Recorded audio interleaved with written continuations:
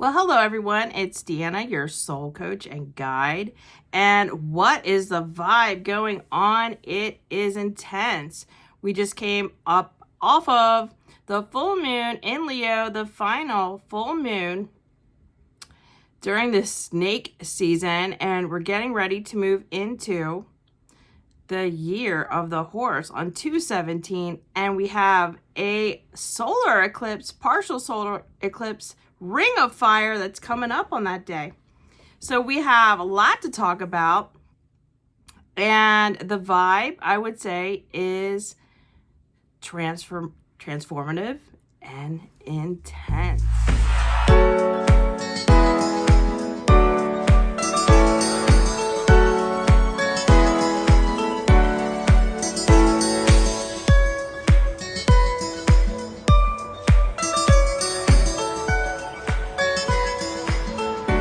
So I'm here in Maryland, and we had a really bad ice storm, and many parts of the country experienced snowmageddon, and we are in this process of winter and shedding the last final layers of our skin and identity. There is something that you're just not going to bring with you after 2/17. So 2/17 is the partial solar eclipse, ring of fire in the sign of Aquarius. We're already in the pre-shadow period where you can really feel intense shifts. It feels revolutionary. It feels rebellious. It feels like I am done with something. There's an ending. And so this vibe is going to be for 2/9 through 2/23. It feels, oh my gosh, it feels like structures are falling. It feels like information is coming out. And, we can look at the Epstein files and know that this world has been run by these dark lords and creepy pedophiles. And now what are we going to do with that information? Is there going to be a revolution? Are we going to look at our government differently? Are we going to do something about it? I mean, the information just came out, but I would say eclipse energy is very intense. And we will see people are really awakening. More people are waking up to the truth, their truth, and people are waking up to everything isn't what it looks like. People are waking up to, wow, we're in a simulation, and having their own personal awakenings right now.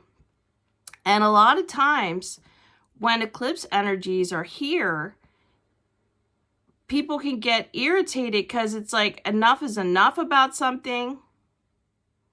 You can get angry, they can get frustrated, impatient. So it's really important right now to stay grounded and to ask yourself, what is it for me to do? Every day, just wake up and say, what is it for me to do? And is this for me to do? What is it that I need to work on? What is it that I need to release? It's good to know what's going on in the world, but then you really have to take breaks, because as humans, we're not meant to hear about these dark, horrible, horrific things all the time. So turning off the news would be wonderful. And thinking, what do I need to process out before I step into my new identity? So we're really in this place right now of an in-between of realizing that things weren't what they seem, realizing that there are certain people, places, and things that we just can't deal with, or we're not going to deal with anymore. So there's going to be so many huge shifts and changes within us, and then, of course, collectively. And whatever you're feeling, it's valid. So process it. If you have some memories coming up or some people in your life that are really trying to trigger you, then take a step back and ask yourself, what is it in me that created this? And thank you for showing me I still have a trigger, right? And are you handling things differently after this 9-year cycle? You know, we're into the year of 1 now. And what is this new cycle about for you? So doing some inner work, some shadow work, making sure to take care of yourself physically, mentally, reaching out if you need to talk to somebody, and processing things through your heart. So it'd be really great to just center in right now and find yourself, go into your heart space, think about the color pink, which is the color of unconditional love, and extend that around you. So you're really going to lead with love this year with your heart. You're going to make sure that you're filling up your cup. This is what's being asked of us. Self-love, in order to see in the world changes, we have to center into our power, which is our heart. So right now, having the mixed bag of emotions is normal, but then it's time to get busy. And when you think about the person that you really want to be, that you're bringing in this year, what would he or she do? Would he or she eat too much cake at night? Would he or she put themselves last, put up with abuse, disrespect, not take care of themselves? No. So it's really going to be about this best version of you that is being brought to light, that your higher self is bringing in. Your destiny is calling you. Your higher purpose is stepping forward. It's time to act like that, to let go of the old ways, the old version of you, the old ways that you process things, the old ways that you handled things, the old ways that you maybe overreacted, and you're going to respond with patience, and you're going to respond by taking a deep breath in and from a place of centeredness and self-love.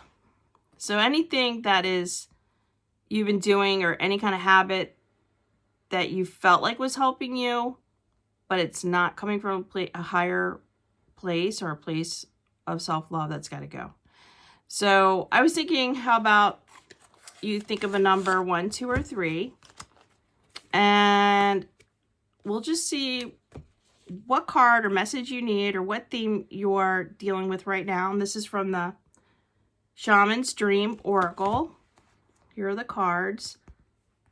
Okay, so really center in. And if you picked 1, this one has the number 49 on it, and it says the Fates, skywriting. So there's something in the stars, there's some kind of destiny that's calling you. There's some kind of fated meeting, a fated move, a fated job, a fated person that's going to come into your life. And it just really feels like a higher calling, higher people, moving out the lower vibrational people that came with their karma and lessons, and you're stepping into your destiny. So that's number 1. And if you pick number 2, there's a number 5 right there, and it says closing door. Completion. So you completed something. Something is ending. It's okay to be a little sad or have emotions over something ending, but it is time. And you don't want to stay stuck looking at the closed door, because that means that there's going to be a new beginning and a doorway opening up for you. So right now, if you're processing an ending of a job, a relationship, living somewhere, or you're like, I've had enough of eating too much fried food. What does that look like when I start eating healthier? What does that feel like? I'm gonna have more energy. So something in your life is ending. You're closing the door. So let it close. Process those emotions around that right now and know that a new door is opening. And if you picked number 3, there's a 20 on there, and it says Feast of Plenty, choices and consequences. So every time you wake up, you make a choice to be happy, to eat better, to surround yourself with people that lift you up, to have a positive attitude, to reframe some of the things that you experienced and see how it's brought you to this point. And if you're making some bad choices and continuing on in a relationship that's harming you and not getting any help, therapy, or working through some things, and or if you're just allowing life to life and you're not participating, or you're not really taking a part in showing up for yourself, or you're making bad choices, like you're spending too much money on a brand new car and you really can't afford it, but you want the approval of others, like start to really think, whatever it is that I'm getting ready to do, what is going to be the consequence? And is this fueling my higher self and my purpose? Is this fueling this new version of me? So you have a choice every day. And when you begin to make your choices from your heart space and listening to your higher self, that is what's truly needed. And if there are some things that you haven't cleaned up yet, really get real with yourself this month, because something's getting eclipsed out of your life. You'll have another chance when we have 3/3, a lunar eclipse. But for right now, let things go that no longer serve you, that are feeding your lower self or your fears, and let's step into your power and your purpose, leading with love and peace and groundedness. So that is your message. If you would like a personal reading, I am a soul coach, so reach out.